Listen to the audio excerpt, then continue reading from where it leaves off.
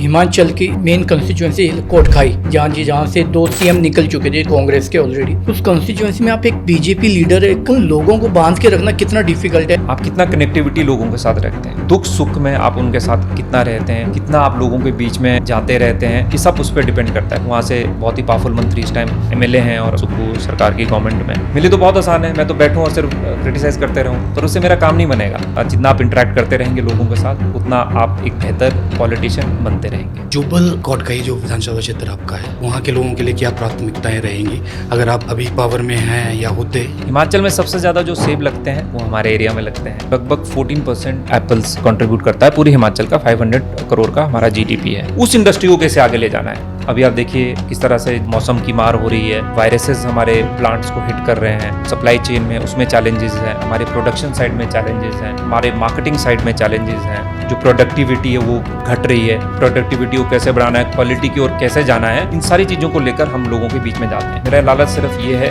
आगे आने वाले पुश्ते आए वो मुझे याद रखे कि चेतन ब्राक्टा ने कोई डिफरेंशिएटर प्लान लेकर आया था, जिसकी वजह से आज हमारे को ये जो है प्रॉफिट्स मिले। ये अभी जो करंट सिनेरियो है वोट चोरी, तो एज अ जर्नल वोटर उसके लिए तो कंफ्यूजिंग स्टेटमेंट है ना चेतन जी। 2014 में किसकी गवर्नमेंट थी जब मोदी जी प्रधानमंत्री बने? उस टाइम हम ईवीएम हैक करते थे। ओपन चैलेंज इलेक्शन कमीशन ने दिया, ईवीएम यहाँ पड़ी है, आइए हैक करके दिखाइए। कोई उसको हैक नहीं करता है, ये बिल्कुल ही निंदनीय। नमस्कार, welcome to our new episode. Today we have in house our guest mister Chetan. एक नया एपिसोड राजनीतिक गलियारों से आपके लिए लेके आ रहे हैं हम, द टू टॉक्स अनफिल्टर्ड में। So let's welcome our guest of the day mister Chetan Bragta ji. नमस्कार sir. Namaste. Thank you for hosting me today, and I hope it will be a very good interactive session with you guys. So, sir, let's start from your beginning.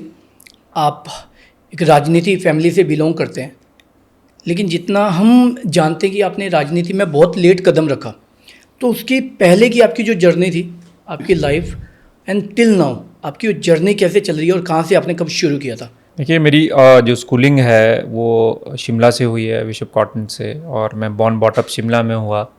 उसके बाद मैंने Bhagat Singh college Delhi university से अपनी graduation करी और फिर पूना से मैंने अपनी एमबीए करी। उसके बाद मैं कुछ टाइम के लिए टेलीकॉम सेक्टर में रहा 2001 से, और जो मेरा स्टेंट रहा था ऑलमोस्ट 2011 तक मैं कॉर्पोरेट में मैंने अपनी ज़िंदगी जो है प्रोफेशनल लाइफ व्यतीत करी। और उसमें मैंने 2 बहुत ही रिप्यूटेड बैंक्स हैं, HSBC और सिटी बैंक, इसमें मैंने काम करा। और जब मैं काम करता था दिल्ली में तो उस टाइम सोशल मीडिया का नया प्रचलन शुरू हो गया था हिंदुस्तान की राजनीति में। और उस टाइम मेरी इंट्रैक्शन उस टाइम के जो युवा मोर्चा के अध्यक्ष और अभी जो हमीरपुर के एमपी हैं, और उस टाइम भी वो एमपी थे और पूर्व में केंद्रीय मंत्री रहे हैं, अनुराग ठाकुर जी, इनके साथ हुई। और उन्होंने मुझे बोला कि ये जो युवा मोर्चा है उसको डिजिटल स्पेस पे लेकर आना है। तो मैं बैंक में भी काम करता था और साथ में मैंने थोड़ा बहुत उनको हेल्प करना भी शुरू करा, और एक डिजिटल जो फुटप्रिंट था भारतीय जनता युवा मोर्चा का, उसको हमने क्रिएट किया। उसके डिजिटल एसेट्स खड़े करे सोशल मीडिया डोमेन में, प्लेटफॉर्म्स पर। उस टाइम यूजली फेसबुक होता था, फिर ट्विटर, अब जो एक्स बोलते हैं, इंस्टा का उतना ज़्यादा नहीं था उस टाइम। तो ये 2 पे हम आए और ऐसे मेरी राजनीतिक जो है वो शुरुआत हुई। और फिर मेरे को युवा मोर्चा में सोशल मीडिया का इंडिया का हेड बनाया गया युवा मोर्चा का। मैंने ये जो काम है ये लगभग 2017-18 तक किया, और 18 के बाद मुझे संगठन का आदेश आया, मैं हिमाचल की ओर गया। फिर वहाँ मैंने जो है हिमाचल का जो आईटी सोशल मीडिया है उसको हेड किया 2021 तक। और जब मैं दिल्ली में भी काम करता था आईटी सोशल मीडिया पर, तो उस टाइम भी मैं हिमाचल का, चाहे 2012 का चुनाव हो, 2014 का लोकसभा का चुनाव हो, 17 का विधानसभा का चुनाव हो, उसमें मैंने जो मेरे से बन पाया, बेस्ट ऑफ माई एबिलिटीज़, मैंने भारतीय जनता पार्टी के लिए वो काम किया। तो हाँ, आपका जो क्वेश्चन था, मेरा जो एंट्री है पॉलिटिक्स में वो एज ए प्रोफेशनल हुई थी और एज ए हेल्पिंग हैंड हुई थी। मुझे नहीं पता था कि मुझे इतना आगे जाना है, और आज मैं आपके सामने बैठा हूँ और अपना जो एक्सपीरियंसेस है वो आपके साथ शेयर कर रहा हूँ। सर, आपकी जो लास्ट इलेक्शन थे उसमें बहुत ही स्पेसिफिक नंबर्स 5000 समथिंग, जिससे आपको हार देखना पड़ी। वो आपका पहला इलेक्शन था या फिर पहली बार आप वो इलेक्शन फाइट कर रहे थे, राइट? नहीं, उससे पहले देखिए, मैं कभी भी इलेक्टोरल पॉलिटिक्स में नहीं आना चाहता था। मेरा हमेशा काम था कि मैं प्रोफेशनल साइड से भारतीय जनता पार्टी को हेल्प करूं। पर कई बारी आपकी जो डेस्टिनी हो कुछ और, भगवान बोलते हैं ना कि भगवान सब कुछ जो है वो सोचता है आपके लिए और वही आपसे करवाता है। तो 2021 में मैं एज एक सर्कमस्टांसेस ऐसे हो गए कि मुझे चुनाव लड़ना पड़ा। 2021 में मेरे जो पिताजी थे और बहुत सीनियर लीडर थे भारतीय जनता पार्टी के, उनका स्वर्गवास हो गया। उसके बाद 2021 में मुझे as independent I had to run for an election, और 2022 में मुझे आशीर्वाद मिला पार्टी से, और फिर 2022 में भी मैं चुनाव लड़ा। इन दोनों चुनावों में मेरे को हार देखनी पड़ी, परंतु नेवरदलेस मेरे लिए बहुत लर्निंग एक्सपीरियंस था। लोगों का प्यार मिला। कांग्रेस का जो बेस्टन है, और ये ऐसा बेस्टन है कि जो 2007 से पहले कभी भी भारतीय जनता पार्टी इस चुनाव क्षेत्र में कभी नहीं जीती थी। ये वही चुनाव क्षेत्र है जहाँ से दो मुख्यमंत्री आए हैं। ठाकुर रामलाल जी लगभग 45 साल वो रहे हैं वहाँ के एमएलए जुब्बल कोटखाई के। उसके बाद राजा वीरभद्र जी जब वो पहली बारी मुख्यमंत्री बने, दूसरी बारी मुख्यमंत्री बने, तो वो जुब्बल कोटखाई के एमएलए थे। तो 2 मुख्यमंत्री इस विधानसभा क्षेत्र ने दिए हैं, और इससे पहले कभी हम जीते भी नहीं थे चुनाव भारतीय जनता पार्टी। तो इससे बेस्टन को मेरे स्वर्गीय जो पिताजी थे उन्होंने तोड़ा था, और भारतीय जनता पार्टी का जो भगवा है उसको लहराया था। और जैसे मैंने कहा, ये बहुत टफ कॉन्स्टिट्यूंसी थी, और उसको तोड़ने के बाद अब मैं इस कॉन्स्टिट्यूंसी में हूँ, लोगों के काम कर रहा हूँ, लोगों के बीच में हूँ, और महादेव का आशीर्वाद रहा, माता हाटेश्वरी का आशीर्वाद रहा, और लोगों का प्यार और आशीर्वाद रहा, तो 2027 में हमारे को ज़रूर सफलता मिलेगी। चेतन जी, जैसे आपने मेंशन किया कि पिताजी बहुत दिग्गज और सीनियर लीडर रहे हैं भाजपा के टाइम में। How was your life in an political family, growing up in a political family? राजनीतिक परिवारों में किस तरह से, क्योंकि does that help you, does that give you pressure? जैसे मैं आपको बताऊं, मैं ना if you see my father's political history, he was from a very modest background. वो प्रधान जीते बने कोटखाई की सबसे बड़ी पंचायत से। ही केम अप द रैंक्स, और उसके बाद चुनाव जीतने के बाद एक बारी एमएलए का चुनाव जीते, फिर मंत्री बने फर्स्ट टाइम। तो उन्होंने भी बिल्कुल जिसको बोलते हैं नीचे से उन्होंने शुरुआत करी। पर अगर आप बोलेंगे कि कितनी हेल्प मेरे को मिली, हाँ, जब फादर होते हैं आपके इस पॉलिटिकल फील्ड में या उस सीट पे, तो आपको सीखने को बहुत कुछ मिलता है। देखिए, जो मैं सबसे बड़ा टेक अवे मैं बोलूँगा ना, अपने पिताजी से जो मैंने सीखा, मुझे पता है ब्यूरोक्रेसी से कैसे काम कराया जाता है। I know how to get the work done. जी, आपको पॉलिसीज़, आपको जो फ्रेमवर्क्स हैं, वो सारे आपको पता है। तो मुझे लगता है मैंने सबसे अच्छी चीज़ उनसे ये सीखी। पर मेरा interaction not as a father, not as a son for him, but क्योंकि मैं बाहर ज़्यादा रहा, जब भी वो एमएलए रहे, मंत्री रहे, तो मैं पहले पढ़ाई में था।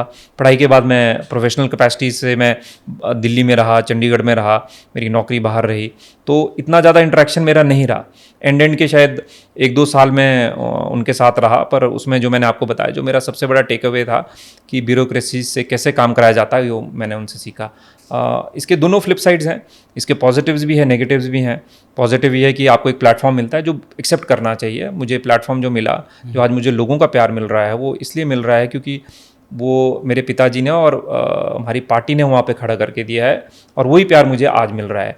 वो चेतन बरागटा को का पैदा किया हुआ सपोर्ट नहीं है। It is because of my father, because of the hard work of the Bharatiya Janata party, जो हमारे वहाँ के ऑर्गेनाइजेशन के वर्कर्स हैं, उनकी वजह से वो प्यार मुझे मिल रहा है। तो अभी तक मैं परफॉर्म नहीं कर पाया हूँ क्योंकि मुझे अभी तक सक्सेस नहीं मिली है। मेरे को आप सही मायने में तब आप मेरे को जो है रिव्यू कर पाएंगे या मेरा आंकलन कर पाएंगे जब मुझे प्लेटफॉर्म मिलेगा, और नेक्स्ट 5 साल के लिए मैं लोगों के लिए क्या काम करता हूँ, तब आप जाकर मेरे को इस पर पास या फेल कर पाएंगे। पर अभी it is all because of my father, because of the organizational work of the Bharatiya Janata party, और जो कार्यकर्ता जो अरसों से, डेकेड से वहाँ पे कांग्रेस के गढ़ में वो हमारे साथ जुड़े हुए हैं, उनकी मेहरबानी से आज ये सब कुछ हो। बैकलैश भी आपको मिलता होगा, एक समबडी जिसने आपके पिताजी ने सारा एक ग्राउंड लेवल पे आपके लिए बना के दिया, तो ग्रास रूट लेवल पे बैकलैश आपको मिलता है, कोई बैकलैश कि यार ये तो बाहर से आके नाउ यू टोल्ड, आपने जैसे बताया कि आप हमेशा बाहर रहे, उसके बाद आप एकदम अपने राजनीतिक स्थल पे गए, तो कोई बैकलैशेस अगर आपको आती है तो आप उसको हैंडल कैसे करेंगे या करते हैं? पॉलिटिक्स में तो ये चीज़ें चलती रहती हैं। अब आपको आपको फ्री फॉल तो ग्राउंड तो मिलेगा नहीं कि बिल्कुल सब कुछ ठीक होगा। ये सारी चीज़ें चलती रहती हैं, वो तो फिर आपको टाइम एंड अगेन अपने आप को प्रूव करना पड़ता है। देखिए, पॉलिटिशियन के लिए या पॉलिटिकल लाइफ में या पॉलिटिकल डिस्कोर्स में आपके लिए हर दिन नया दिन है।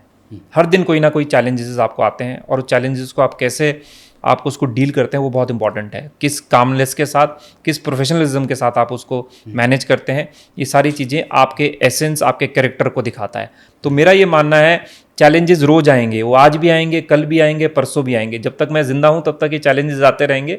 और एक कहावत है ना कि अगर आपको पॉलिटिक्स में रहना है तो आपको ब्रेव हार्ट की तरह रहना है। अब छोटी छोटी चीज़ों में अगर हम माइंड करने लग जाएंगे तो मुझे लगता है जो एक सबसे बड़ा मेरा ऑब्जेक्टिव है, जहाँ हमारे को पहुँचाना है, कैसे जो हमारा विधानसभा क्षेत्र है वो नंबर 1 बन सके, कैसे एप्पल की इकॉनमी है, एप्पल की इंडस्ट्री आगे बढ़ सके, उसके लिए हमको काम करना है। नॉट कि छोटे छोटे जो क्रिटिसिज्म है उस पर आपको बॉदर करना है। क्रिटिसिज्म आते रहेंगे तो आई डोंट केयर। हाँ, कंस्ट्रक्टिव क्रिटिसिज्म कई बार ऐसा भी होता है, बड़े एग्जाम्पल्स हैं ऐसे मेरे साथ, चाहे कांग्रेस के लोगों ने, चाहे मेरे डिट्रैक्टर्स ने, चाहे कुछ लोगों ने जो आपके अच्छा सोचते हैं, उन्होंने भी मेरे को क्रिटिसाइज किया है। तो यू हैव टू लर्न। अब वो आप पे डिपेंड करता है उसको इंटरप्रेट कैसे करते हैं। So I am open to ideas, I am open to feedbacks, और उसके बाद मैं एक बेहतर इंसान, बेहतर जो है कार्यकर्ता बनने की कोशिश करता हूँ। और ये लर्निंग कर्व है, ये कभी जब तक आप इस दुनिया में हैं तब तक ये लर्निंग कर्व कभी बंद भी नहीं होना चाहिए, ये मेरा मानना है। Unlike other fields, it's also have a learning field. Absolutely, I am tell you. देखिए, मेरे पास तीन चीज़ें हैं। मैं एक होटल रन करता हूँ, मैं सेब का जो मेरा अपना बगीचा है, और मैं प्रोफेशनली मैं बैंक्स में काम कर चुका हूँ। मुझे लगता है इसमें से सबसे टफ जॉब अगर कोई है तो पॉलिटिकल है, क्योंकि आप you are open to criticism, आप एक खुली किताब हो। Anybody come and box you, you are a punching bag in front of them. और आपके जो ह्यूमन साइड है वो कोई नहीं समझना चाहता, पर this is part of it. I have taken it. मतलब मुझे पता था कि ये सारी चीज़ें होती हैं, पर जब आपने इस चैलेंज को लिया है तो फिर ये चीज़ें तो आपके साथ आएंगी। बट जैसे मैंने आपको कहा, आपका मेन जो एम है, जो मेन ऑब्जेक्टिव है, वो क्या है? वो है मेरा क्षेत्र कैसे आगे बढ़ सके, मेरे जो सेब हैं उसकी मैं रक्षा कैसे कर सकूं, उसको मैं कैसे आगे बढ़ा सकूं। इसके लिए ये छोटी छोटी चीज़ें सबको मेरे को इग्नोर करके आगे चलना है। सर, जैसे आपने कहा आप हिमाचल की मेन कंस्टिट्यूंसी कोटखाई, जहाँ से 2 CM निकल चुके थे कांग्रेस के ऑलरेडी, उस कंस्टिट्यूंसी में आप एक बीजेपी लीडर एक चीज़ को मैनेज कर रहे हो, तो आपके लिए उन लोगों को बांध के रखना कितना डिफिकल्ट है? कैसे आप वो चीज़ करते हैं? ये सारा इंटरपर्सनल स्किल्स हैं। आप कितना कनेक्टिविटी लोगों के साथ रखते हैं, दुख सुख में आप उनके साथ कितना रहते हैं, कितना आप लोगों के बीच में जाते रहते हैं, ये सब उस पर डिपेंड करता है। फ्रीक्वेंसी बहुत मैटर करती है। आप उसको कितना एम्पैथाइज करते हैं, कितना सिंपैथाइज करते हैं, कितना जो है लोगों की प्रॉब्लम्स को समझते हैं और उसको रिजॉल्व करने की कोशिश करते हैं। आज तो बहुत आसान है, मैं अपोजिशन पे बैठा हूँ, मैं तो हारा हूँ कैंडिडेट है, वहाँ से हमारे बहुत ही पावरफुल मंत्री इस टाइम जो हैं वो MLA हैं और मंत्री भी हैं सुक्खू सरकार की गवर्नमेंट में। तो मेरे लिए तो बहुत आसान है, मैं तो बैठूँ और सिर्फ क्रिटिसाइज़ करते रहूँ, पर उससे मेरा काम नहीं बनेगा। मुझे लोगों के बीच में रहना पड़ेगा, उनके दुख सुख में रहना पड़ेगा। तो मेरा तो ये मानना है, जितनी आप कनेक्टिविटी लोगों के साथ रखेंगे, इससे 2 चीज़ें होंगी। एक तो ऑब्वियसली मेरी इंटरेक्शन उनके साथ बनी रहेगी, और दूसरा मुझे भी बहुत कुछ सीखने को मिलेगा। मैं इस बात को फिर मानता हूँ, मैंने जैसे बोला लर्निंग कर्व कभी नहीं बंद होता। दिन में मैं पता नहीं कितने अनगिनत लोगों को मिलता हूँ, और हर दिन कुछ ना कुछ मैं नया सीखता हूँ। उसको उस जो नई चीज़ मैंने सीखी, जो फीडबैक मैंने लिया, उसको नई सोच और नई तकनीक के साथ उसको इम्प्लीमेंट करना है। देखिए वो सारी चीज़ें हैं, but the only thing is you have to get that whole thoughts and whole idea in one brain and implemented.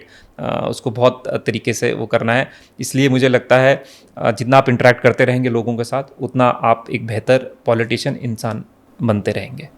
चेतन जी, जुब्बल कोटखाई जो विधानसभा क्षेत्र आपका है, अगर करंट सिनेरियो में हम देखें, आपकी क्या वहाँ के लोगों के लिए क्या प्राथमिकताएं रहेंगी? अगर आप अभी पावर में हैं या होते या आप एक्सेप्ट कर रहे हैं, तो आपको क्या लगता है क्या प्राथमिकताएं हैं उस विधानसभा क्षेत्र के लिए? देखिए, हिमाचल में सबसे ज़्यादा जो कंट्रीब्यूशन है GDP पे एग्रीकल्चर हॉर्टिकल्चर में अगर मैं बात करूं, तो लगभग 14% जो है वो हमारा एप्पल्स कंट्रीब्यूट करता है। पूरी हिमाचल का 500 करोड़ का हमारा जीडीपी है। हिमाचल में सबसे ज़्यादा जो सेब लगते हैं वो हमारे एरिया में लगते हैं। हम क्वालिटी ओरिएंटेड भी हैं। हम जो है वो बाहर से तकनीकें भी इंपोर्ट करते हैं। इसमें मेरे पिताजी का बहुत बड़ा हाथ रहा है। बहुत सारी टेक्नोलॉजीज़ वो लेकर आए हैं। तो मेरा तो सिर्फ एक मानना है, वहाँ का जो बैकबोन है वो एप्पल है, इंडस्ट्री। एप्पल में बहुत सारी चीज़ें और भी आ जाती है, इसमें स्टोन फ्रूट्स भी आ जाते हैं, बाकी चीज़ें भी आ जाती है। एप्पल में कि होलिस्टिकली वर्ड यहाँ पे जनरलाइज कर रहा हूँ। उस इंडस्ट्री को कैसे आगे ले जाना है, बहुत सारे चैलेंजेस हैं।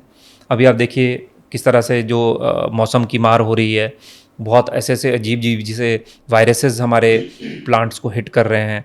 हमारे लिए जो सप्लाई चेन में उसमें चैलेंजेस हैं, हमारे प्रोडक्शन साइड में चैलेंजेस हैं, हमारे मार्केटिंग साइड में चैलेंजेस हैं।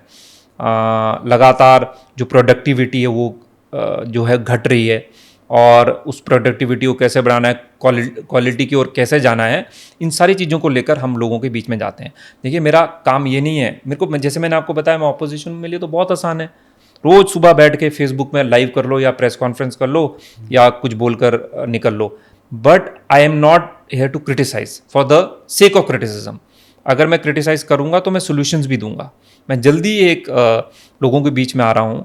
अभी जो चैलेंजेस है हॉर्टिकल्चर को या सेब को, सबको पता है, पर उसके सोल्यूशन क्या है, सोल्यूशन भी हमारे को देने हैं। और मैं कोई प्रोफेशनल नहीं हूँ, मैं कोई नॉन यूनिवर्सिटी का साइंटिस्ट नहीं हूँ, पर मैं आजकल मैं रोज़ बात कर रहा हूँ उन लोगों से कि ये इश्यूज़ हैं 1 2 3, इसको हमको टेक्निकली कैसे रिजॉल्व करना है। क्या हमारे को शेड्यूल में चेंज करना है, क्या हमारे को AI को इंटीग्रेट करना है, क्या हमारे को ज़्यादा वेदर स्टेशंस की ज़रूरत है, क्या हमारे को सेंट्रल गवर्नमेंट से कुछ टेक्निकल नो हाउ की ज़रूरत है, कोई बाहर की कंट्री से हमारे को टेक्निकल नो हाउ की ज़रूरत है।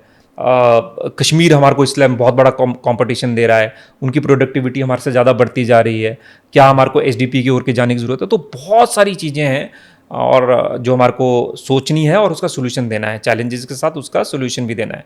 परंतु मेरा ये मानना है कि it will not happen in Zifi. इसके लिए आपको टाइम चाहिए और एक ब्लूप्रिंट चाहिए। अब मैं आपको बताता हूँ विडंबना सबसे बड़ी, हमारा जो क्षेत्र है इसमें मैं कोई पॉलिटिकल बात नहीं कर रहा हूँ, मैं फैक्ट्स आप लोगों के सामने रख रहा हूँ। ये सबसे बड़ा कांग्रेस का गढ़ है, चाहे रोडू हो, चाहे चौपाल हो, चाहे जुब्बल कोटखाई हो, यहाँ से सारे जितने भी हिमाचल आप देखिए, खाची जी हो गए, आप विद्या स्टोक जी हो गए, ठाकुर रामलाल जी हो गए, राज साहब हो गए, ये लोग सारे ही इस बेल्ट से आते हैं। परंतु हॉर्टिकल्चर के बारे में आज तक हम कोई नहीं सोच पाए। सिर्फ अगर किसी का, इसलिए नहीं कि मेरे पिताजी हैं, आप खुद भी इसका रिसर्च कर लीजिए, सबसे ज़्यादा काम अगर किसी ने किया तो वो स्वर्गीय नरेंद्र बरागटा जी ने हॉर्टिकल्चर के एरिया में करा। अभी तक हमारे पास हॉर्टिकल्चर की पॉलिसी तक नहीं है। विडंबना की बात यह है। आप एक और मैं एक आपको इंस्टेंस देता हूँ, नॉन यूनिवर्सिटी जो रिसर्च है वो होती है सोलन में। सोलन में कितने सेब लगते हैं, क्या वो चीज़ें फार्म में नहीं होनी चाहिए? राइट। आपको कुछ सैंपल दे जाने, उसी में आपको 24 घंटे लग जाते हैं, तब तक पता नहीं उसमें क्या क्या हो जाएगा सैंपल्स में। तो ये छोटी छोटी चीज़ें हैं, इसको प्लग इन करना है, पहले वो आइडेंटिफाई करके सोल्यूशन। मैं ये नहीं बोल रहा कि जब 27 में भारतीय जनता पार्टी ने आना ही आना है, हम सत्ता में आएंगे, हम लोगों की सेवा करेंगे, पर ऐसा नहीं होगा कि 5 साल में सारी चीज़ें रिजॉल्व होगी। But we have to create that blueprint and that policy कि आगे जाकर 10 साल या 15 साल के बाद वो चीज़ें सुधरे। मेरी जवाबदेही, आज मेरी आधी ज़िंदगी ख़त्म हो चुकी है, मतलब सबने एक दिन जाना है।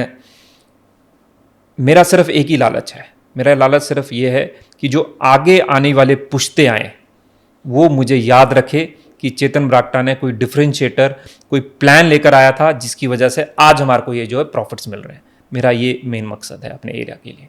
चेतन जी, बात जब एप्पल की है तो एप्पल के साथ कंट्रोवर्सी भी है। डू यू थिंक कॉर्पोरेट्स का आना इस सेक्टर में, स्पेसिफिकली अपर हिमाचल में, आप उस एंगल को कैसे देखते हैं? Is it beneficial to grass root पे जो एग्रीकल्चर को देख रहे हैं, जो फार्मर्स हैं, उनके लिए बेनिफिशियल है और इज बेनिफिशियल है। अब जो मैं बोलने वाला हूँ मुझे पता है इसमें मैं ट्रोल होऊंगा, पर फैक्ट्स हैं सामने। जो बड़ी कंपनीज़ हैं, मैं किसी कंपनीज़ का नाम नहीं लूँगा, इन्होंने CA स्टोर्स यहाँ पे बनाए, ठीक है, पर इनका भी बहुत बड़ा जो है वो मार्केट को स्टेबलाइज करने में उनका बहुत बड़ा हाथ रहता है। कई बार ऐसा होता है कि मार्केट क्रैश हो रही होती है, पर जो CA स्टोर्स के जो बायर्स है, जो इंस्टीट्यूशनल बायर्स है, उनके रेट्स बहुत अच्छे रहते हैं, तो कहीं ना कहीं वो स्टेबलाइज करते हैं। और जितने ज़्यादा बायर्स आ जाएँ अच्छा है हमारे लिए, मतलब जितना ज़्यादा आप इसको कोऑपरेटिव मूवमेंट बनाओगे या इसको एप्पल को जो प्रोक्योरमेंट है इसको आप इंस्टीट्यूशनल की तरफ जाओगे तो मुझे लगता है कि इसमें हमारा फ़ायदा ही होगा, क्योंकि आपको एक तो प्रोफेशनलिज्म आएगी और कहीं ना कहीं आप भी इंड्यूस होंगे, आप भी मोटिवेट होंगे क्वालिटी की ओर जाने के लिए। तो इसमें कोई वो नहीं है, वी वेलकम जितने ज़्यादा अब यहाँ पे इन्वेस्टमेंट्स आए, सिर्फ खरीदने के लिए नहीं, जी बैकवर्ड इंटीग्रेशन के लिए भी, प्रोडक्शन साइड पे भी ये लोग आए, हमारी हेल्प करें, चाहे बाहर से आपको टेक्नोलॉजी लेकर आनी पड़े, चाहे हमारे को इंटरनल इन हाउस हमारे को डेवलप करनी पड़े। तो I think we are open to this and everybody should be open. Any good idea coming from the government side और कमिंग फ्रॉम द एंटरप्रेन्योर और coming from any big players, it is always welcome. Sir mostly मैं देख रहा हूँ कि काफ़ी time से social media या न्यूज़ में सेब बेल्ट के जो किसान हैं वो कहते हैं कि सरकार हमें सिर्फ प्रोमिस कर रही है, ज़मीनी तौर में कुछ भी एप्लीकेबल नहीं हो रहा है, नहीं सपोर्ट हो पा रहा है। जबकि आपने कहा जीडीपी में, हिमाचल जीडीपी में 14% सेब का योगदान है। बिल्कुल। तो हमारी गवर्नमेंट उस चीज़ को ग्राउंड लेवल में क्यों एप्लीकेबल नहीं हो पा रहा है किसानों के साथ? अब सीरियसनेस ही नहीं है। अब देखिए फिर अब वो बात हो जाएगी मैं क्रिटिसाइज़ कर रहा हूँ। किसने बोला था ये कि बागवान तय करेंगे अपने सेबों की कीमत? क्या प्रैक्टिकली पॉसिबल है? कौन है इनके जो एडवाइजर्स हैं? ये किस तरह का ये मतलब वो एक मैनिफेस्टो में लेकर आए थे? उनको तो मेरे को लगता है पहले तो उस व्यक्ति को ढूंढ के 21 तोपों की सलामी देनी चाहिए जिसने ये वोट डाला था। How is that possible? मतलब आप देखिए ना, रियलिटी में पॉसिबल नहीं है। अब क्या है, आप मानेंगे नहीं, इस बारी जो मार्केट क्रैश हुई है, प्लीज़ रिसर्च कर लीजिएगा, इतनी बुरी हालत हमने कभी मार्केट की नहीं देखी। 2010 में 5.5 करोड़ पेटियां हुई थी, अभी तो उसकी आधी की आधी भी नहीं हुई है, और इतनी मार्केट क्रैश हो गई है, और वो भी मतलब जिसको बोलूँगा, sorry to use this word, but stupid issues को लेकर जो सरकार उसको हैंडल कर सकती थी, जैसे प्रोक्योरमेंट एचपीएमसी की, जैसे जो क्रशिंग जो कैपेसिटी है प्रोसेसिंग प्लांट्स की, उसको ऑगमेंट करके या उसको रोकना, मतलब छोटी छोटी चीज़ें हुई हैं जिसकी वजह से आज हमारी ये हालत हो गई है। अभी क्या हुआ, एक वायरस हिट हुआ, मैं थोड़ी देर पहले नॉन यूनिवर्सिटी के साइंटिस्ट से बात कर रहा था, है क्या, इस रिपोर्ट को पब्लिक डोमेन में लेकर आइए। एक महीने पहले ये हमारे को हिट किया, सारे पत्ते जो सेब के पत्ते होते हैं वो सारे झड़ गए। अब उसका नुकसान क्या हुआ? उसका नुकसान ये हुआ कि जो सेब में साइज बढ़ना था वो नहीं बढ़ा। समझ सकते हैं आप, जब पत्ते निकल जाएंगे तो कहाँ से उसको न्यूट्रिशन या उसको इनपुट्स मिलेंगे सेब को। उसका कलर फीका हो गया। तो हमने शोर मचाया एज ऑपोजिशन पार्टी, मैं इस पर सबसे अग्रिम पंक्ति में खड़ा होकर मैंने शोर मचाया कि भैया भेजो नॉन यूनिवर्सिटी वालों को भेजो। वो आए, उन्होंने पता नहीं कितनी, मेरे ख्याल से हर गांव में जाकर या हर एरिया में जाकर, पंचायत में जाकर उन्होंने लीव्स को कलेक्ट किया, उसको सैंपल लिया और उसका शोध शुरू किया। I am surprised, I am talking about 2 hours back, अभी तक उसका रिजल्ट ही नहीं आया है। मतलब वो क्या बीमारी है, क्यों आई है, वो हम अभी तक पब्लिक डोमेन में नहीं आया। जबकि तो सेब अपना उतर के बॉक्स में सेल भी होना शुरू हो गया। अब क्या हुआ, आप देखिए ना, क्वालिटी नहीं थी उसमें, वो हरा था, छोटा रह गया। वो लोगों ने फिर ड्रॉपिंग शुरू हो जाती है। अब लोग क्या करेंगे, लोग उसको मंडी में बेचना शुरू कर दिया। एचपीएमसी ने टाइम पे अपने जो है प्रोक्योरमेंट सेंटर जोन ही खोले, तो जो बी ग्रेड और सी ग्रेड का जो सेब होता है वो मंडियों में जाना शुरू हो गया, जिसकी वजह से मार्केट क्रैश हुई। आज जो ये मार्केट क्रैश हुई है, ये सप्लाई डिमांड की वजह से क्रैश नहीं हुई है, ये मैन मेड प्रॉब्लम्स है, गवर्नमेंट मेड प्रॉब्लम्स है, जिसको आप रिजॉल्व कर सकते थे। अब देखिए, सेब की जो पैदावार है वो आपके हाथ में नहीं है, वो सब भगवान के हाथ में। कई बार अच्छी होती है, कई बार बुरी होती है, परंतु जो प्रोक्योरमेंट है वो तो आपके हाथ में है ना, वो तो प्रोसेसेस हैं, उसको आप नहीं कर पाए। आप कभी बोलते हैं गढ़ में लेंगे, कभी बोलते हैं आप दर में लेंगे, कभी आप बोलते हैं कि आप क्रेट्स में खरीदेंगे, कभी आप बोलते हैं बोरियों में खरीदेंगे। इन्होंने बागवानों को पूरी तरह से कंफ्यूज करके रख दिया है। तो ये चीज़ें गवर्नमेंट अपने उस पर हैंडल कर सकती थी। ये मैं इसलिए आपको बता रहा हूँ क्योंकि सीरियसनेस ही नहीं है। ये सेब को सीरियसली लेते ही नहीं है कांग्रेस वाले। इनको पता है वोटें पड़ी जा रही है, वहाँ से इनको धड़ाधड़ बक्से के बक्से इनको मिलते हैं, पर अब हम इनकी अकाउंटेबिलिटी फिक्स करेंगे। और मैं इस बात को आपको आपके चैनल के माध्यम से सब बागवानों को और पूरे हिमाचल प्रदेश को मैं आज ये कमिटमेंट देकर जा रहा हूँ। आई विल इंश्योर, भारतीय जनता पार्टी विल इंश्योर कि इसकी अकाउंटेबिलिटी फिक्स हो, और हम इसको ऐसे नहीं छोड़ेंगे। और मैं फिर बोल रहा हूँ, मैं यहाँ पे रोने या मैं कंप्लेंट करने नहीं आया हूँ, मैं इसके सॉल्यूशंस भी दूंगा, और आगे आने वाले समय में आप इसके सॉल्यूशंस भी मेरे माध्यम से देखेंगे। भारतीय जनता पार्टी से आपका काफ़ी पुराना रिलेशन है। जब आपने बोला कि कांग्रेस अकाउंटेबिलिटी नहीं ले रही है, अगर हम उनके डेटा को देखें, उनके व्यू पॉइंट को देखें, तो कहते हैं कि भारतीय जनता पार्टी भी सिर्फ घोषणाएं करती है, काम तो वो भी नहीं करते। इस बारे में आपकी क्या प्रतिक्रिया है सर? लगभग 18 विधानसभाएं हैं जहाँ पे सेब उगता है। वैसे तो 22 है, पर मैं मोटा मोटा आपको 18 लेके चल रहा हूँ। यहाँ पे 18 विधानसभाओं में 16 पे इनके एमएलएज हैं, तो उनको तो एप्पल ग्रोइंग एरिया से बड़ा तगड़ा मैंडेट मिला है। एक भी काम बता दीजिए, पिछले तो छोड़िए, सबसे ज़्यादा मंडियाँ किसने खोली, सबसे कमीशन की लड़ाई किसने लड़ी, दिल्ली में जो आर्थियाँ आपका डिस्क्रिमिनेशन करते थे उसकी लड़ाई किसने लड़ी, हाई कोर्ट सुप्रीम कोर्ट तक कौन गया, शीला दीक्षित जी तक कौन मिला, उसके बाद प्रोसेसिंग प्लांट्स किसने खोले, जूस के किसने खोले, बाहर से जो किस्में आई वो किसने करी, ये सारे भारतीय जनता पार्टी के टाइम पे और ये मेरे पिताजी के टाइम पे हुए हैं ये सारी चीज़ें। कांग्रेस का एक भी काम बता दीजिए उन्होंने एप्पल ग्रोथ के लिए करा। अभी तो मैसिव मैंडेट मिला उनको, मैं आपको बता रहा हूँ 16 सीटें वो जीते हैं। एक भी काम बता दीजिए जो उन्होंने अभी सेब वालों के लिए करा। इस बारी तो MIS का पैसा जो पिछले साल का तो छोड़ दीजिए, तो दिया ही नहीं उन्होंने, परंतु MIS का पैसा भी नहीं बढ़ाया। मतलब जो एक मार्को प्रोक्योरमेंट के लिए पैसा मिलता है वो भी नहीं बढ़ाया, पिछले साल का तो दिया ही नहीं, वो अलग विषय है। जो सब्सिडीज थी, एक हमारे बहुत एक और इश्यू आ गया आजकल, मैं एक छोटा सा एग्जांपल दे रहा हूँ आपको, वो है ओलों का। खैर अब तो नहीं पड़ते ओले, ये अप्रैल मई में पड़ते हैं और हमारी ऐसी की तैसी कर देते हैं हमारी क्रॉप की। तो एक एंटी हेल नेट्स लगाते हैं, नेट देखे होंगे आपने सफ़ेद कलर के लगाते हैं, उस पर भारत सरकार, हिमाचल प्रदेश सरकार सब्सिडी देती है। Himachal Pradesh government of India ने अपना जो शेयर था वो दे दिया, 18 करोड़ के लगभग है, मे भी 17 करोड़, मेरे को उसका एग्जैक्ट फिगर नहीं है, मतलब 5% अप डाउन होगा, 18 करोड़ लेकर चलते हैं बॉल पार्क फिगर। 18 करोड़ रुपए दे दिया, पर वो आज तक जो है बागवानों को उसका भुगतान नहीं किया गया।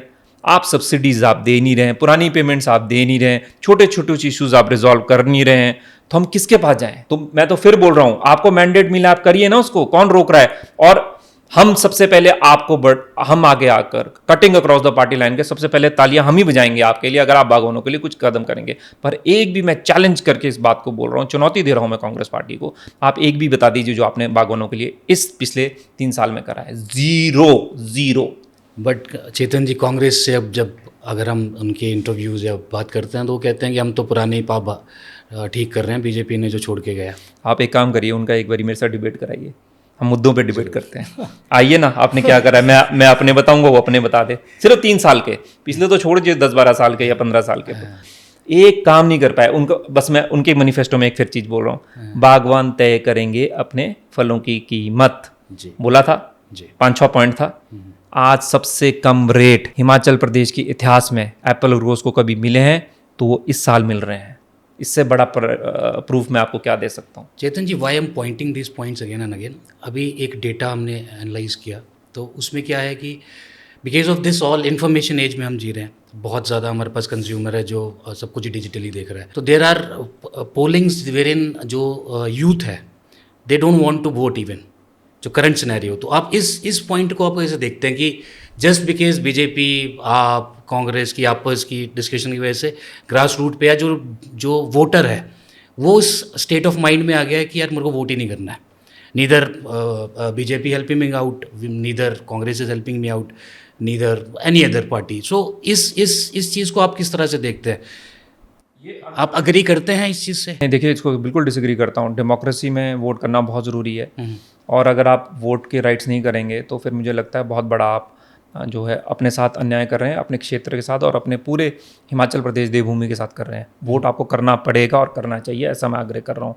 अब डिसएग्रीमेंट हो सकते हैं, नैरेटिव की लड़ाइयाँ हो सकती है, कुछ चीज़ें कांग्रेस वाले बोलते हैं, कुछ चीज़ें हम भी बोलते हैं। अब वो काउंटर्स तो चलते हैं, वो कुछ बोलेंगे, हम कुछ बोलेंगे, परंतु अगर हम इस स्थिति पे आ जाएं कि हम वोट ही नहीं डालेंगे तो मुझे लगता है ये बहुत अनफॉर्चुनेट है।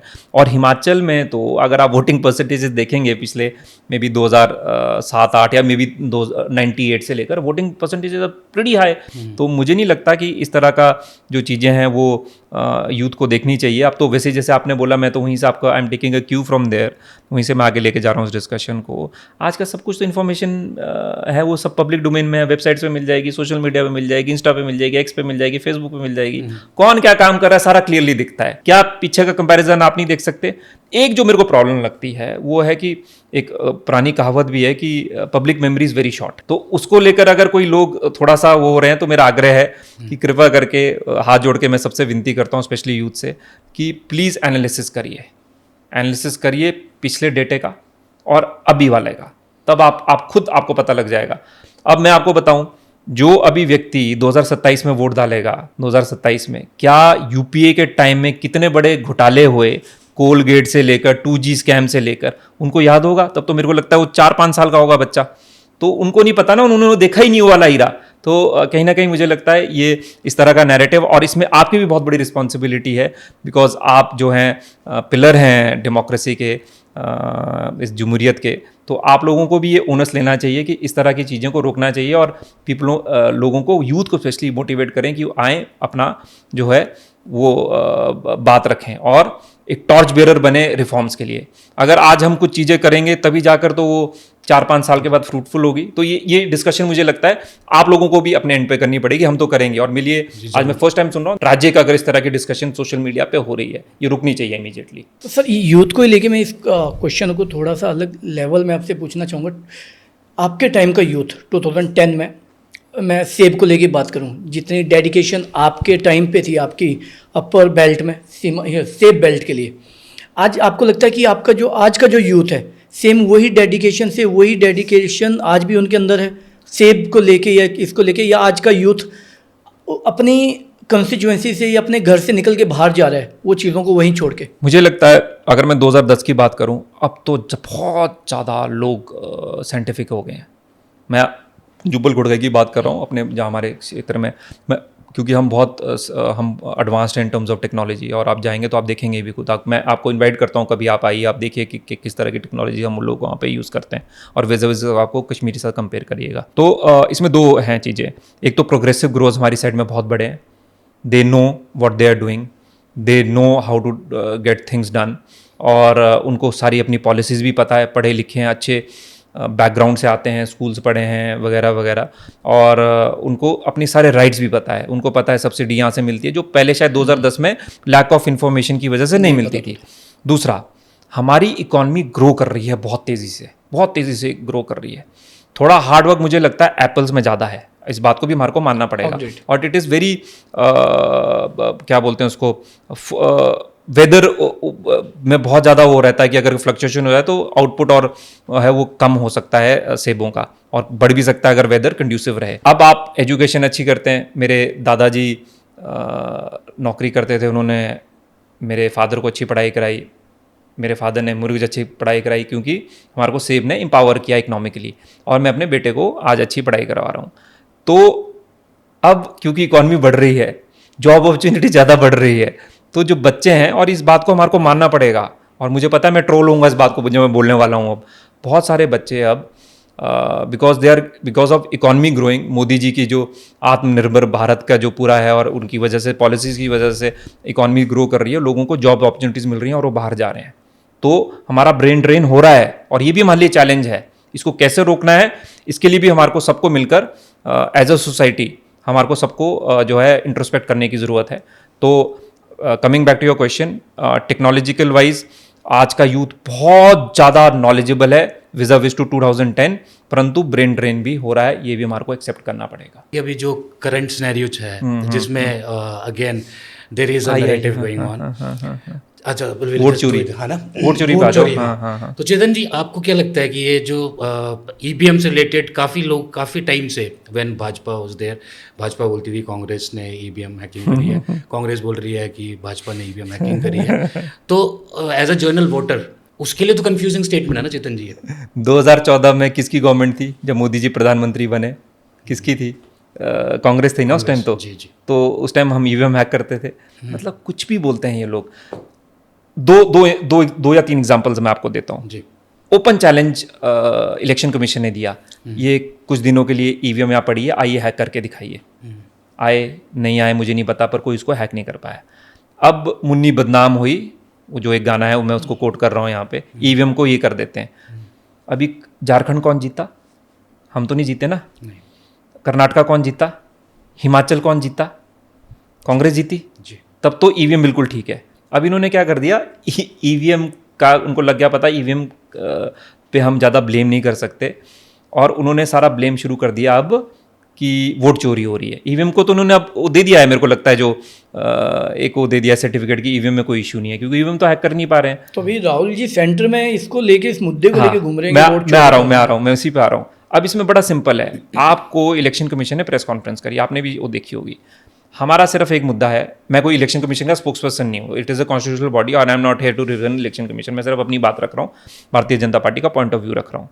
जब इलेक्शन कमीशन आपको बोल रहा है एफिडेविट दीजिए ना, कम गिव द एफिडेविट, तो क्यों नहीं दे रहे आप एफिडेविट? आप मीडिया में जा जाकर आप बोलते रहते हैं, जिसका डेटा सैंपल साइज पे बात करेगी उसी एजेंसी ने उसको बोल दिया कि हमारे से गलती होगी। आया ना आपके सामने वो, अब मैं CDS है क्या उनका, मेरे को नाम नहीं ध्यान आ रहा है उस एजेंसी का, उसके बाद 2-3 इंटरव्यूज मैंने खुद देखे जिनका 3 जगह पे नाम था और उन्होंने बोला कि हमने सिर्फ एक ही जगह वोट करा और बाकी जगह हमने कहीं वोट नहीं करा। वो भी सारी चीज़ें आप लोगों के सामने आई है। पर सबसे बड़ा मुद्दा, मैं फिर पॉइंट पे आ रहा हूँ, अगर आपको प्रॉब्लम है ना तो आप लीगल रिकोर्स लीजिए।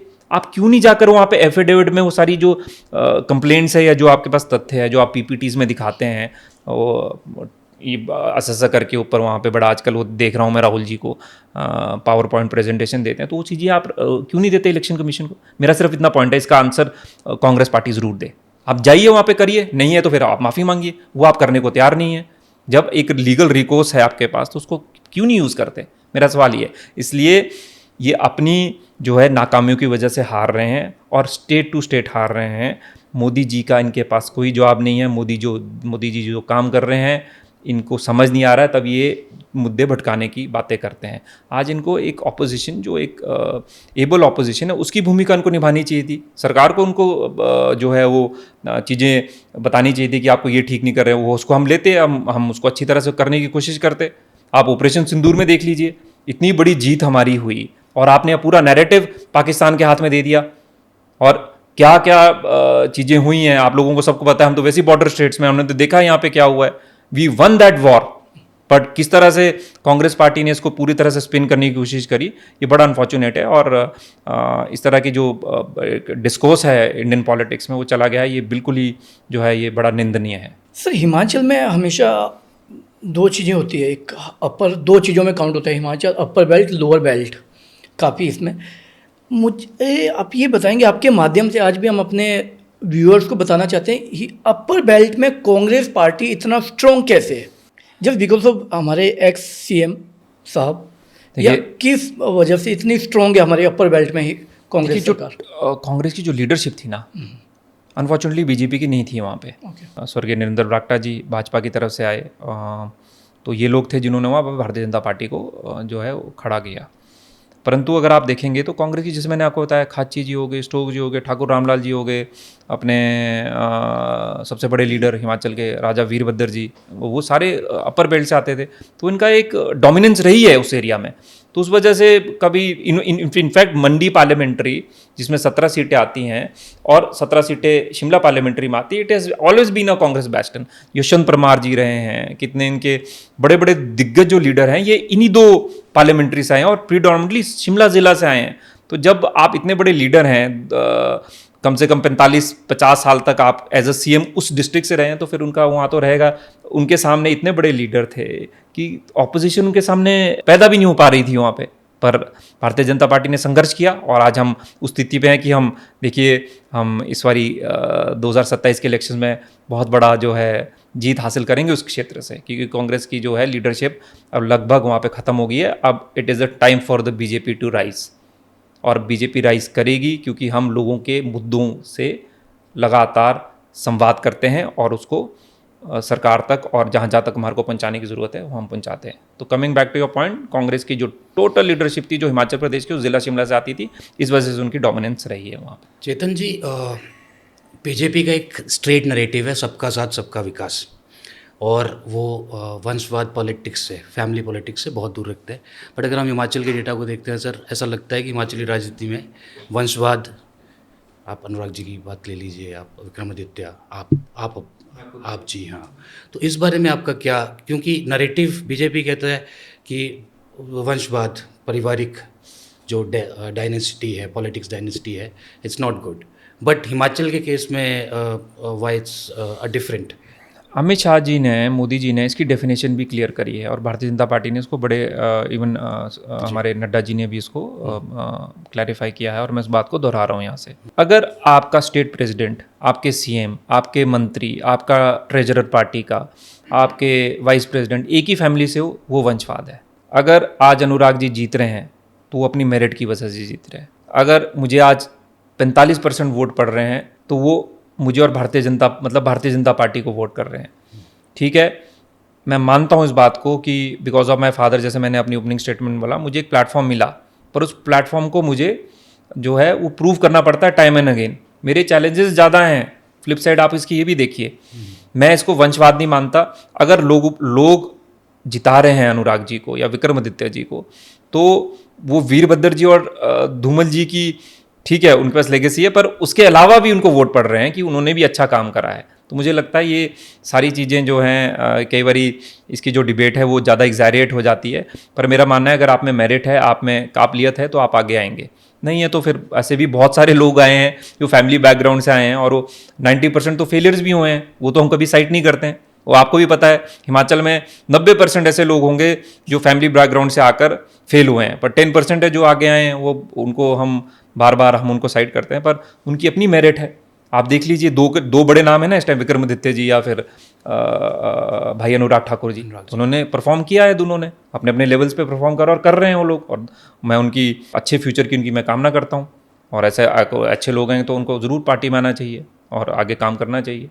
सर, अगर हम बात करते हैं पॉलिटिक्स की एंड यंगस्टर की, अब बीजेपी को देखो कि बीजेपी के में मोस्टली जो नेता रहते हैं वो सारे सीनियर्स होते हैं। बीजेपी बहुत कम लेवल में एक यंगस्टर को चांस देती है पॉलिटिक्स में उतरने की।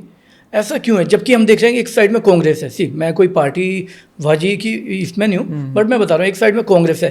कांग्रेस बहुत हद तक बहुत लेवल में चांसेस देती है यंगस्टर्स को आगे बढ़ने की। वहाँ पे बीजेपी में हम देखेंगे हर नेता एक सीनियर लेवल में मिलेंगे। आप अभी का जो हमारा एमएलएज हैं, मैं अगर हिमाचल की बात करूं तो आप देख लीजिए जितने हमारे एमएलएज हैं उसमें से 60% तो फर्स्ट टाइमर्स हैं, यंगस्टर्स है, फर्स्ट टाइमर्स नहीं बोलूँगा, यंगस्टर्स हैं। तो मुझे नहीं लगता ऐसा कुछ है। और अभी जो स्टेट बॉडी बनी है, कुछ दिन पहले डॉक्टर बिंदल ने, हमारे प्रदेश अध्यक्ष जी ने अनाउंस करी है, उसमें भी आप पूरा जो है यूथ को जो है इम्पोर्टेंस दी गई है। हाँ, कुछ जगह पर आपको सीनियर लोगों की ज़रूरत होती है, मार्गदर्शन करने की ज़रूरत होती है, जिसको बोलते हैं ना कि वो सिर के जो बाल हैं वो जब ग्रे हो जाते हैं तो उनका एक्सपीरियंस भी होता है और वो चाहिए होता है। हर जगह जोश भी नहीं, जोश के साथ अक्ल भी चाहिए होती है। तो ऐसे लोगों को गाइडेंस हमारे को बहुत ज़रूरी है। पर अगर आप कंपेयर कर लीजिएगा बीजेपी कांग्रेस को, हिमाचल प्रदेश की अगर मैं बात करूँ, तो यंगस्टर तो ज़्यादा बीजेपी में आज की डेट में, हमारे पास तो फौज है यंगस्टर्स की, हर विधानसभा क्षेत्र में, हर डिस्ट्रिक्ट में, हर मंडल में। मुझे नहीं लगता ये कोई, अगर आपका ऐसा डेटा तो ज़रूर शेयर करिए। पर मेरा अपना मानना है BJP has got lot of promising youth vis-a-vis to Congress. इनके पास भी होंगे 2-3, मैं मना नहीं कर रहा हूँ, पर हमारे पास ज़्यादा है। मैं ये मेरा ये मानना है। चेतन जी, बेरोजगारी, नशा, शिक्षा, 3 मोस्ट इम्पॉर्टेंट, और मुझे लग रहा है सबसे ज़्यादा मोस्ट बड़ी से जिस पे कोई ध्यान नहीं दे रहा प्रेजेंट मोमेंट पे। आप हिमाचल की अगर हम बात करें, बेरोजगारी जो मैनिफेस्टो में बोला गया उससे लेके आज तक के डेटा बढ़ता जा रहा है, बेरोजगारी ख़त्म नहीं हो रही।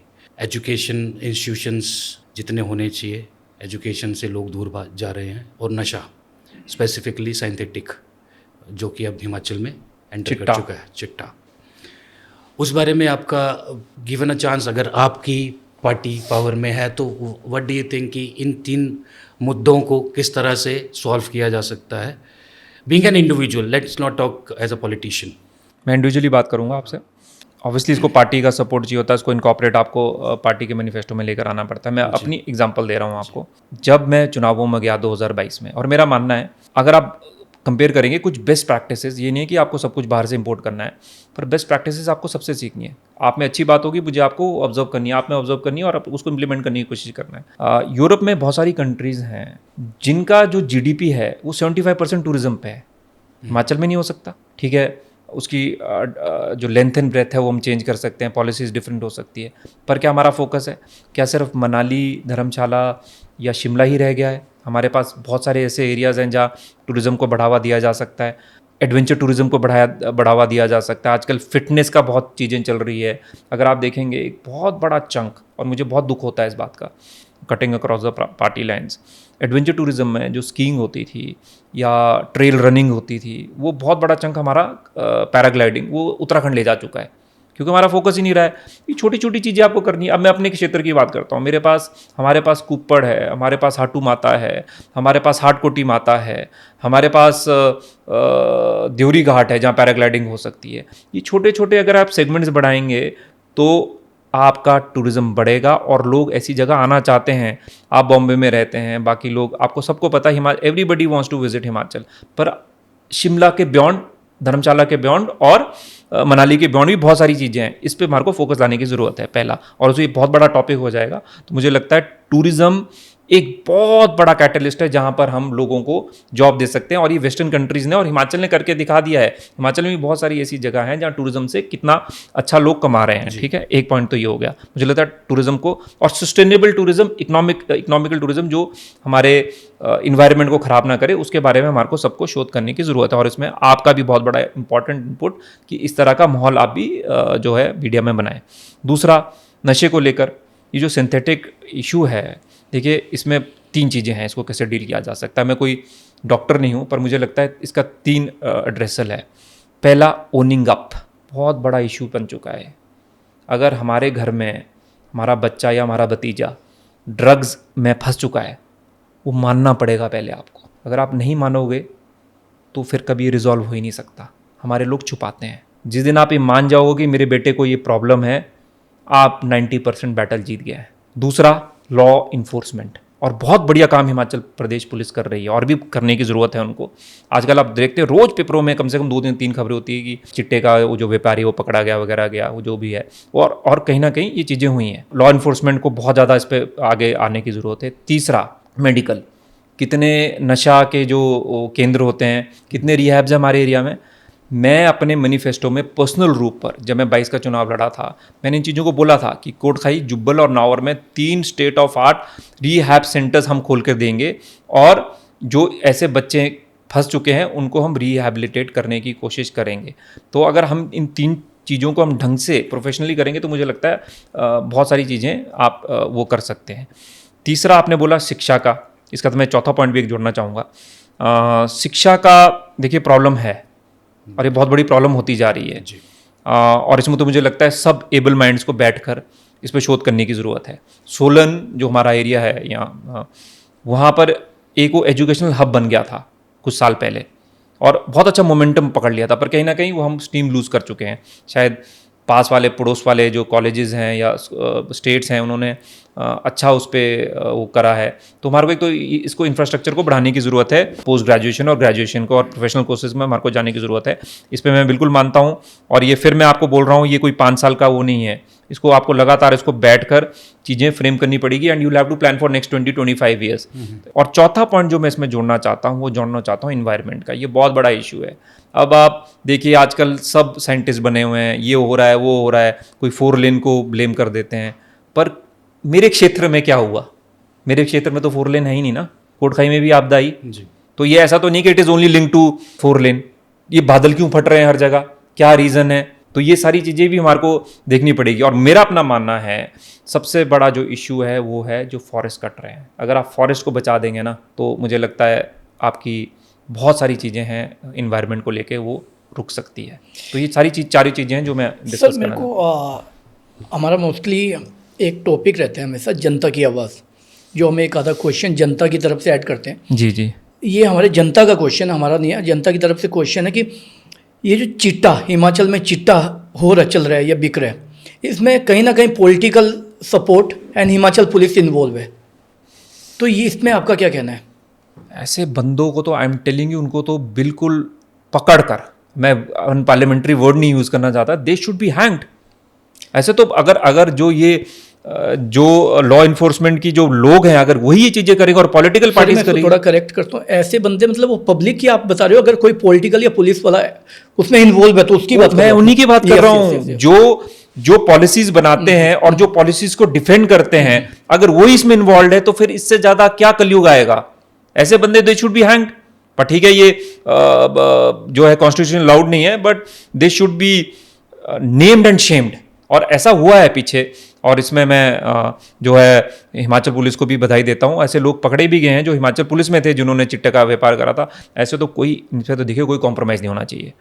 पॉलिटिकल लाइन में बहुत चीज़ें आती है कि ऐसा कर दो वैसा कर दो, पर कोई भी बंदा चिट्टे से इन्वॉल्व हो उस पर तो चाहे वो कोई भी हो, चाहे आपकी फैमिली का हो, उसको नहीं बख्शना चाहिए, मेरा तो ये मानना है। और व्हाट अबाउट फॉरेस्ट्स जो आपने कहा कि कट रहे हैं, ये तो बहुत हमारे बड़ा, हिमाचल में एक बहुत फॉरेस्ट बड़ा डिपार्टमेंट है। आज हमारे पड़ोस में भी, फॉर एग्जांपल हमारे पड़ोस में भी कुछ होता है तो हमें पता चलता है, लेकिन अगर इतने बड़े बड़े फॉरेस्ट कट रहे हैं तो हमारा फॉरेस्ट डिपार्टमेंट क्यों उस पर एक्शन नहीं ले पा रहा? देखिए, ये आपको समझना पड़ेगा क्योंकि ये वाला एरिया ये हमारे क्षेत्र में बहुत हुआ है। ये ओवर ऐसा नहीं हो गया भी 2 साल में हो गया है, ये 30-40 साल से चल रहा था। अब किसी के पास थोड़ा जंगल है, वो थोड़ा सा आगे चला गया, 1 बीघा हो गया, 1 का 2 हो गया, 3 हो गया, 4 हो गया, तो it is a systematic failure over the years.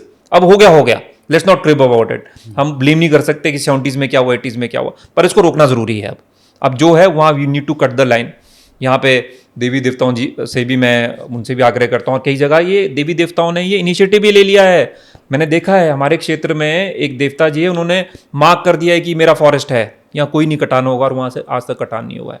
तो ऐसे देवी देवता भी आगे आते हैं। वैसे ही हमारे को सबको ये एक लेना पड़ेगा कि इसके बाद नहीं, तभी तो यूथ की पार्टिसिपेशन पॉलिटिक्स में चाहिए। जो हम बात कर रहे थे कि थोड़ा अलाइनमेंट मतलब डिसअलाइन हो रहे हैं, वो नहीं होना चाहिए।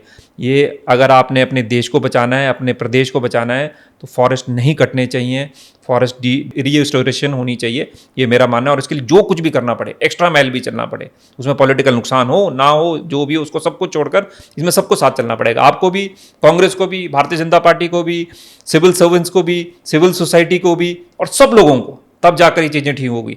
पर जैसे मैं देखता हूँ सोशल मीडिया पे आजकल एक नैरेटिव चल पड़ता है कि इस फलाने की वजह से हो रहा है। एक यहाँ पर एक क्लास है जिनका काम ही सिर्फ डेवलपमेंट को रोकना है। मैं उस बात से बिल्कुल सहमत नहीं हूँ। मैंने जैसे आपको बताया 4 लेन मेरी साइड तो नहीं हो रही ना, फिर मेरी साइड पे क्यों आपदा आ रही है? अब वो आप सब चीज़ें 4 लेन पे डाल दोगे, आप पावर प्रोजेक्ट्स पे डाल दोगे, तो कहीं ना कहीं वो अनफॉर्चुनेट है। हमारे को होलिस्टिकली समझना पड़ेगा कि क्यों हो रहा है। और मेरा अपना मानना है it is happening just because of global warming. और ग्लोबल वार्मिंग को कैसे रोका जाए, अब आप एक छोटा सा एग्जांपल मैं और देता हूँ उस पर। पहले वाटर डिस्पोजल के लिए आपके कलवट होते थे, आपकी सीवरेज लाइन्स होती थी। अब आप देखिए कितने कलवट आपके रोड्स पे हैं, या ब्लॉक्ड है या लोग उसको बनने नहीं देते। तो पानी तो कहीं ना कहीं जाएगा ना, और जाएगा तो फिर वो आतंक मचाएगा। जो उसके पुराने रास्ते थे, पानी के नालों के रास्ते थे, वो आप आज की डेट में आपने ब्लॉक कर दिए, या उसमें डेब्रिज गिरा दिए, या उसमें आपने डंपिंग कर दी है, यहाँ पे वहाँ बिल्डिंगें खड़ी कर दी है। तो जब वो पानी फ्लो से आएगा, अब क्या हो गया, पहले आप इसमें हंसना मत जो मैं बोलने वाला हूँ, और ये बड़ा मैंने नोट किया है, रोड्स मेटल नहीं होती थी पहले, राइट? तो पानी वो सोख देती थी नीचे, अब मेटल हो गई है। गांव में आपकी सब जगह स्लेटें लग चुकी है, टाइलें लग चुकी है, तो पानी तो जा ही नहीं रहा ना नीचे। पानी कहाँ जा रहा है? एक साथ ही आगे आगे जा रहा है, आगे जा रहा है, वो अपना रास्ता पकड़ेगा जो उसका पुराना रास्ता था। अब पुराने रास्ते में बिल्डिंग बन गई है, पुराने रास्ते में डेब्रीज आ गई है, वहाँ पे डंपिंग हो गई है, फिर वो तबाही मचाएगा। तो मुझे लगता है पहले तो राइट ऑफ वे वाटर को देना चाहिए, और फॉरेस्टेशन, ये 2 चीज़ों पे अगर हम फोकस कर लेंगे तो बहुत सारी चीज़ें मेरे को लगता है रिजॉल्व हो सकती है। चेतन जी, अभी पॉलिटिशियन नहीं होते तो क्या होते? कॉर्पोरेट में अच्छी लाइफ कर रहा होता, और शायद एक आधा होटल और बना लेता मैं अपना, और सस्टेनेबल होटल बनाता। पर शायद मैं बैंकर ही रहता। Guy with the numbers, guy with the lot of economic background and lot of financial exposure. So let's talk about the politics. आपको 2021 में आपने निर्दलीय इलेक्शन फाइट किए थे। सो आप एक बीजेपी बैकग्राउंड से आते हैं, so what was that issue कि आपको एक निर्दलीय इलेक्शन फाइट करना पड़ा था? उस टाइम ये सारी चीज़ें हुई तो मेरे को एज अ कैंडिडेट मेरी घोषणा हो चुकी थी भारतीय जनता पार्टी से कि नेक्स्ट कैंडिडेट ही होंगे, और पिताजी के एकदम जाने के बाद ये सारी चीज़ें हुई। और उसके बाद फिर कुछ एक पॉलिसी आई कि जो मतलब फादर के बाद सन को टिकट नहीं देना है, वही जो हम डायनेस्टी बोलते हैं, तो उसमें मेरी टिकट कटी। तो वहाँ की जो भारतीय जनता पार्टी थी, जो संगठन था उस टाइम, उन्होंने ये फैसला लिया कि आपको चुनाव लड़ना पड़ता है। I was reluctant. ये सारी चीज़ें पब्लिक डोमेन में है। वहाँ पे उस दिन मीडिया भी था जब ये मेरे साथ सारा कुछ प्रकरण था वो चल रहा था। मैं नहीं चाहता था कि मैं चुनाव लड़ूं, पर वहाँ लोगों का प्रेशर इतना मेरे पे आ गया, मैं इमोशनल इतना हो गया, मैं सेंटीमेंटल इतना हो गया। लोगों ने चुनाव लड़ाया, और वो पूरा चुनाव लोगों ने लड़ाया। और आज तक मैं आपको बता रहा हूँ, हिमाचल की हिस्ट्री में इस तरह का चुनाव आपने देखा भी नहीं होगा। आप इसको रिसर्च भी कर सकते हैं। ये कदम, अब कई बारी चीज़ें ऐसी हो जाती है जो आपके हाथ में नहीं होती है, और ये मैं उसी में मानता हूँ, पर उससे भी मैंने सीखा और अब आगे बढ़ रहा हूँ और मैं आज बात को मानता हूँ, मैं इस बात को फिर मैं यहाँ से दोहरा रहा हूँ, मैं 2-3 जगह और भी इसको बोल चुका हूँ। जो मेरे सबसे ज़्यादा मेरे साथ बुरा होना था हो चुका। मेरे पिताजी चले गए, मैं इलेक्शन हारा, मेरे को पार्टी से निकाला, तो इससे बुरा मेरे से कुछ नहीं हो सकता। पार्टी मेरी माँ जैसी है, मेरे को बहुत दुख हुआ और मैंने आपको बोल रहा हूँ अगर मेरे को पार्टी वापस नहीं लेती तो मैं पॉलिटिक्स छोड़ के आज की डेट में मैं या नौकरी कर रहा होता या मैं कहीं अपना बिजनेस कर रहा होता। बट आप कट्टर बीजेपी ही रहते बिल्कुल, और हमेशा मैं वहीं रहता हूँ। देखिए, आई एम ए स्वयंसेवक, मैं राष्ट्रीय स्वयंसेवक संघ से हूँ, मैं कार्यकर्ता हूँ, तो मैं एज ए कार्यकर्ता काम करता। ज़रूरी थोड़ी नहीं कि इलेक्शंस ही लड़ने पड़ते हैं, पर मैं कभी भी भारतीय जनता पार्टी को अलग नहीं करता। और जब मैं चुनाव लड़ा था तो मेरा जो झंडे का निशान भी वो भी भगवा था, तो मैं लड़ा ही चुनाव भाजपा की तरह था। अच्छा, नाइस। जेल से सरकार नहीं चलेगी, लेटेस्ट बिल बीजेपी ने प्रपोज किया है, उसके बारे में आपका क्या थॉट है? मैं तो वेलकम, वेरी वेरी वेलकम। मैं तो चाहता हूँ कि इस तरह की चीज़ें आएँ और जो ये क्रिमिनल एक्टिविटीज़ है ये बंद हों। जो क्रिमिनल होगा ना वो बहुत कुछ सोचता है, शातिर होता है वो। क्रिमिनल ऐसे कोई नहीं बन जाता, तो फिर वो खुरापात करने में माहिर रहेगा। अगर इस तरह की मतलब उनको डिटरेंस मिलती रहेगी तो क्रिमिनल एक्टिविटीज़ बाहर रहेगी। और इसमें सबसे बड़ी बात देखिए, मैं फिर इसलिए नहीं कि वो मेरे लीडर हैं, पर जो काम मोदी जी ने इस पिछले 11 साल में हिंदुस्तान के लिए किया है वो रिकॉर्ड है, कोई नहीं कर सकता। आप भी हैं, मैं भी हूँ, हम शायद 10 साल बाद भी बात करेंगे, तब भी इतने काम जितने इस सरकार ने और भारतीय जनता पार्टी और मोदी जी की लीडरशिप में वो नहीं हुए। उन्होंने अपने आप को भी इन्वॉल्व किया है। अब आप बताइए, कोई व्यक्ति वो जेल में जाता है और वहाँ से सरकार चला रहे हैं। 2 एग्जांपल्स आपको देता हूँ, लालू जी का और अरविंद केजरीवाल जी का। ये कहाँ तक कॉन्स्टिट्यूशनल है?